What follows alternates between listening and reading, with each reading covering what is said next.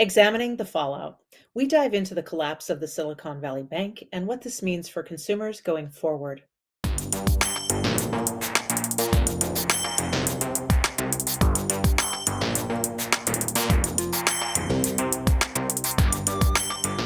Welcome to Advocate Today. I'm Tracy E. Gilchrist. Here's what we're following. After the recent shutdown of two major banks, U.S. officials are working to reassure Americans and urging calm to avoid other bank runs. Treasury Secretary Janet Yellen went before the Senate Finance Committee to answer questions about the health of the nation's financial institutions. Ivan Rodriguez has the latest. The shutdowns of Silicon Valley Bank and Signature Bank shook investor confidence around the globe. Then Credit Suisse, one of Europe's largest lenders, faltering Wednesday, losing about 30% of its value before agreeing to a nearly $54 billion rescue loan from the Swiss Central Bank. Everyone here at home, I can reassure the members of the committee that our banking system is sound. Treasury Secretary Yellen on the Hill Thursday, telling the Senate Finance Committee and Americans there's no reason to panic. This week's actions demonstrate our resolute commitment to ensure that our financial system remains strong and that depositors' savings remain safe. President Biden also insisting there is no systematic banking risk that could cause a repeat of the 2008 meltdown. Small businesses across the country, the deposit accounts at these banks can breathe easier knowing they'll be able to pay their workers and pay their bills. The president says emergency measures that guarantee the deposits of SVB and Signature customers will not use taxpayer dollars. All of this reignites the debate over future rate hikes by the Federal Reserve. Clearly, they were doing this to try to tamp down inflation, but did they consider the possibility that some institutions may not be able to handle such a rapid increase in rates? It's critical for us to do what we can to bring inflation down and for the Fed to do its part as well. I'm Ivan Rodriguez reporting. If the Fed does decide to hit pause on its rate strategy, inflation could worsen. But if the Fed presses on, some of the risks include damaging a wider economy and unemployment could spike. This all comes as the Biden administration tries to ease daily expenses for Americans. I connected with financial expert and founder of her first 100,000K, Tori Dunlap, to break down the next steps of what seems to be an escalating situation. Welcome, Tori Dunlap, financial analyst and author of Financial Feminist, Overcome the Patriarchy's BS and Master Your Money and Build a Life You Love. That's the whole title? Yes, yeah, it's quite the title, and I had to rehearse it for a while to get it right too. Well, I love the sentiment. So thank you, and I appreciate your being here. And we wanted to chat about what's happening with Silicon Valley Bank. And would you break that down in terms so that people can understand what's happening there, please? Yeah, I was telling you before, it's even complex for somebody like me who knows a lot about what's happening. So basically, we had a two-part kind of blow up in our face thing here. The first was a liquidity crisis. So what banks do, right, is they take money from either a business or an individual, and rather than just putting it under their like metaphorical mattress, right, they go and invest it in these like low risk options, typically bonds. But when there was kind of talk about Silicon Valley Bank, being a not stable option, and they were having a lot of, kind of financial grief that gossip had started, they started taking the money out of the securities. They started taking the money out of bonds because the second part is we were going on what was called a bank run. If you were a member of a Silicon Valley bank and you suddenly heard scuttlebutt that, oh, maybe this bank is not stable, they're going under, I need to take my money out. Suddenly then they didn't have enough money for all of the interest in removal.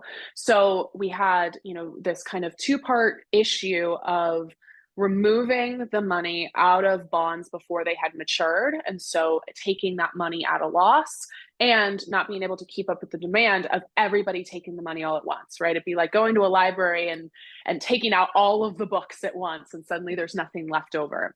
And when that happens, when that's kind of coupled, it creates this perfect storm of dominoes falling, and then the federal government has to step in. Great, wonderful. And would you explain how the federal government stepped in and what the kind of ripple effect of that looks like? Yeah, so the big crisis, and I was seeing this among friends who were entrepreneurs because Silicon Valley Bank was largely working with technology companies, with businesses, is am I going to get my money back, right? If this bank goes under, what happens to the money that I have? I have to make payroll, I have to pay my expenses in my business. And this was the reality that I think it's very hard to contextualize unless it's happening to you or somebody you care about. Like, what does this look like if you are a business owner, a woman of color, a queer woman who's just trying to figure out how to make payroll for her business, and suddenly she doesn't have the access to the funds? Mhm. So the big kind of the question for a while there was like, what is the federal government going to do? Now, in the past, right, in 2008, when these banks would go under, there was a lot of controversy over whether these banks would get bailed out. I think the reason it happened so swiftly this time was it wasn't just individuals, it was businesses that are, continuing the economy. So the government stepped in and they said, we're not only going to give back the money and pay it out that is up to the federal insurance level, which is $250,000 per account, we're actually going to pay the entire balance. So if you're a business that did banking with Silicon Valley Bank and you had $500,000 in that account, you would be made whole.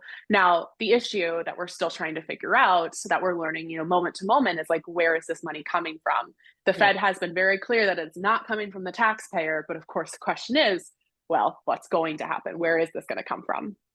Yeah, wonderful. Well, thank you very much. You have really broken this down for me in a way that makes incredible sense for me. And I wonder, would you talk a little bit about do you see this having a ripple effect on other financial institutions? Is that something that you're concerned about as a financial expert?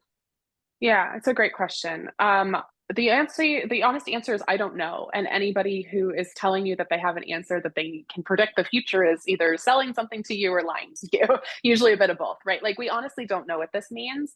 What I do know though is in any sort of financial crisis, if one domino falls and the panic ensues, it doesn't ever help, right? And that's what happened here. Is we had this kind of feeling of fear and desperation that set off all of the panic and the overwhelm that tanked the bank, similar to what happened in 2008, either with, banking or the stock market, right? Is people get nervous, they go, okay, I need to keep my money, and they take it all out, and they actually think they're benefiting themselves and they think they're protecting themselves, but really they're causing a lot of the grief and the panic. So in terms of like what we can do to, contextualize this, one, the Fed stepped in incredibly quickly, which means that a lot of these businesses, again, are going to be made whole. The second thing is that we as individuals, what we can do to actually, prevent crises like this in the future is not panicking when we get scuttlebutt. Good to know. Good to know. Well, and I also, I wonder, um, is there something else though that individuals, if they are panicking and feel like, oh, I need to take my money out, I need to protect my money, but that's really the worst thing that I can do. What can they do to make themselves feel better about the situation? Yeah, it's two things. One is consume media that is informative, but also doesn't increase your anxiety.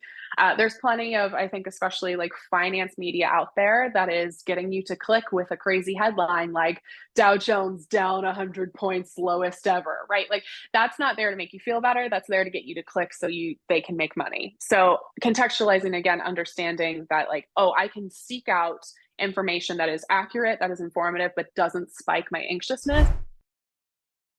Thank you so much to Tori for stopping by. You can visit advocatechannel.com or the Advocate Channel on streaming devices for more coverage of the SVB collapse and what it means for Americans.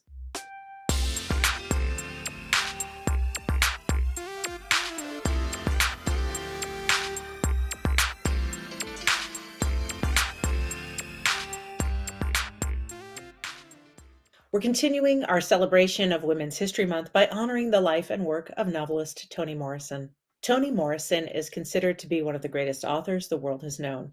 Her works have earned several honors, including the Pulitzer Prize and the Presidential Medal of Freedom. She focused on African American life and race relations, which propelled her into the national spotlight as a leader in literature. She went on to author 11 novels and children's books. Her legacy lives on as someone who spoke the truth and told the stories of so many. That's all the time we have for this Advocate today. We're advocating for all with our content and coverage. You can visit us on the Advocate Channel YouTube page or online at advocatechannel.com. I'm Tracy E. Gilchrist. I'll see you next time.